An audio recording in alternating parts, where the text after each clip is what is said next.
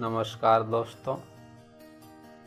आज मैं आपको अपने जीवन की तंत्र से जुड़ी हुई एक बड़ी ही रोमांचक और रहस्यपूर्ण घटना सुनाने जा रहा हूँ। बात आज से 10 साल पहले की है।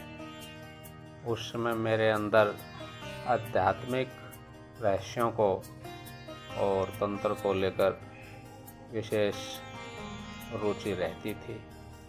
मैं आध्यात्मिक गुरुओं और आध्यात्मिक उच्च कोटि के साधकों की तलाश में रहता था और मेरी खोज सत्य को जानने की, आध्यात्मिक रहस्यों को सुलझाने की रहती थी।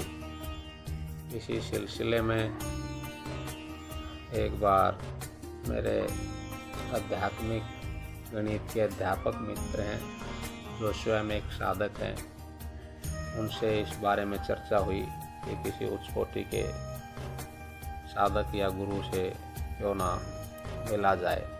तो उन्होंने मुझे उनके एक उच्च कोटि के तांत्रिक मित्र, जो हरिद्वार में माँ दक्षिण काली के मंदिर में रहते थे, उनसे मिलने के लिए कहा। उनकी बात सहर्ष मैंने स्वीकार कर ली और होली का दिन निर्धारित हुआ। हम दोनों मित्र होली वाले दिन हरिद्वार के लिए चल पड़ते हैं। शाम का समय था। हम दोनों बस से यात्रा करते हुए रात्रि के 10 बजे होली के दिन वहाँ पहुँचते हैं। दृश्य बड़ा ही मनभावन था। सारा हरिद्वार गंगा जी का घाट दूध या चांदनी में सराबोर था। रात होने की वजह से चारों तरफ शांति और दूधिया प्रकाश बिखरा हुआ था। हम दोनों हरि की पौड़ी से पुल क्रॉस करते हुए माँ दक्षिण काली के मंदिर में पहुँचते हैं। वो जहाँ से माँ चंडी देवी की पहाड़ की चढ़ाई शुरू होती है, उस समतल भूमि में ही उसके चंडी देवी की पहाड़ की जो चढ़ाई है, उससे ठीक विपरीत दिशा में उसके सामने अपोजिट में माँ दक्षिण काली का मंदिर पड़ता है। हम दोनों रात्रि को माँ के मंदिर में पहुँचते हैं। वहाँ का दृश्य दिखाई देता है।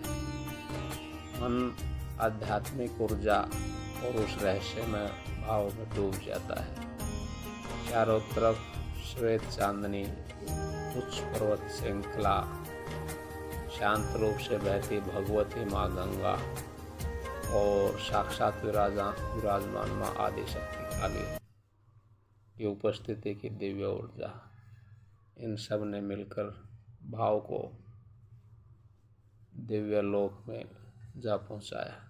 हम दोनों मंदिर में प्रवेश करते हैं और कुछ देर नेत्र बंद करके माँ को अनिमन प्रणाम करते हैं। तभी एक लड़का आता है। उससे मेरे गणित के अध्यापक मित्र अपने तांत्रिक मित्र के बारे में पूछते हैं। तो वे उन्हें बताते हैं, मंदिर से नीचे की तरफ सीढ़ियाँ जाती हैं, जहाँ एकांत में उनके मित्र का साधना कक्ष था। वो बोलते हैं वे अभी किसी अनुष्ठान में संलिप्त हैं। आप तब तक उनकी बाहर प्रतीक्षा करें और हमें अपने साथ उनके कक्ष की तरफ ले चलते हैं। हम जब उनके कक्ष की तरफ पहुंचते हैं तो कुछ समय बाहर प्रतीक्षा करने के बाद हमें अंदर बुला लिया जाता है। उनके मित्र एक अलग ही प्रकार की मस्ती और नशे में चूर थे। अलग ही भाव भंगिमा उनकी हमें दिखाई दी। हम दोनों ने प्रणाम किया और उन्होंने अपने पास में बिछे हुए आसनों पर हमें बैठने का संकेत किया और हमारे बगैर कुछ बोले या पूछे ही मेरे गणित के अध्यापक मित्र के भूतकाल के जीवन की घटनाओं को बताना शुरू कर दिया। हम दोनों अवाक दृष्टि से उनकी तरफ देखते रह गए और बाद में मैंने अपने मित्र से पूछा भी था, एक आपने कभी इनसे इस बारे में जिक्र किया है? तो उन्होंने कहा नहीं, मैंने अपने जीवन के इन पहलुओं के बारे में कभी इनको नहीं बताया है। ये पहली बार हुआ है जब इन्होंने 100% जो घटनाएं घटी हैं वो बता दी और भविष्य में भी ये बता दिया कि आपके कितने जन्म इस पृथ्वी लोक पर बाकी हैं, उसके बाद आप यहाँ से मुक्त हो जाएंगे और अभी आपकी कुंडलिनी शक्ति इस चक्कर पर आकर रुक गई है और आगे बढ़ने में कितने जन्म और उसको लगेंगे। इन सब घटनाओं पर विश्वास नहीं हो रहा था। तभी एकाएक मेरे बारे में भी एक दो बात बताई। फिर मुझे पूर्ण विश्वास हो गया कि ये कोई सामान्य साधक नहीं है, ये वास्तव में ही तंत्र की उच्च स्थिति पर पहुंच चुके हैं। तंत्र मारण मोहन उच्चाटन तक सीमित नहीं है। ये तो एक उच्च कोटि का तांत्रिक इस बारे में सोचता भी नहीं, इनको वो घृणित करते समझता है। तंत्र यानी तकनीक वो आध्यात्मिक मार्ग है जो जीव को शिव बना देता है, शिव को शक्ति से मिला देता है। अपने उन तांत्रिक मित्र को देखकर हमें ऐसा ही लगा कि वास्तव में ही इन्होंने तंत्र को सार्थक कर दिया है। तंत्र के उस मुकाम पर ये पहुंच गए हैं जहां से सभी प्रकार के लोभ और भय समाप्त हो जाते हैं। इसी चर्चा में रात के 12 बजे से भी ज़्यादा समय हो गया था, इसलिए उन्होंने समय को देखते हुए चर्चा को वहीं विराम दिया और उस रात की निरव शांति में हमें भोजन के लिए बोला। भोजन ग्रहण करने के बाद दूसरे कक्ष में शयन के लिए भेज दिया। अंतर्मन में काफ़ी प्रसन्न उमड़ते घुमड़ते रहे कि सुबह इनसे दोबारा फिर वार्तालाप करेंगे, लेकिन वो किसी कार्यक्रम में व्यस्त हो गए और दोबारा उनसे उस चर्चा का सौभाग्य प्राप्त न हुआ। भविष्य के लिए इस बात को छोड़ दिया गया कि अध्यात्म में जो छुपे हुए रहस्य हैं, तंत्र में जो छुपे हुए रहस्य हैं और विस्तार के साथ इनसे जाना जाएगा उसके बारे में।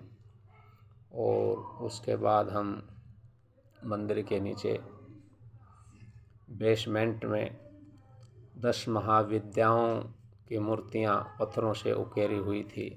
एक हवन कुंड था, उसके दर्शन करते हुए, माताओं के दर्शन करते हुए, और माँ बगलामुखी का नीचे ही एक छोटा सा मंदिर, उसके दर्शन करते हुए हम उन तांत्रिक मित्र को प्रणाम करने के बाद ऋषिकेश की तरफ प्रस्थान कर गए और वो चर्चा वहीं छूट गई।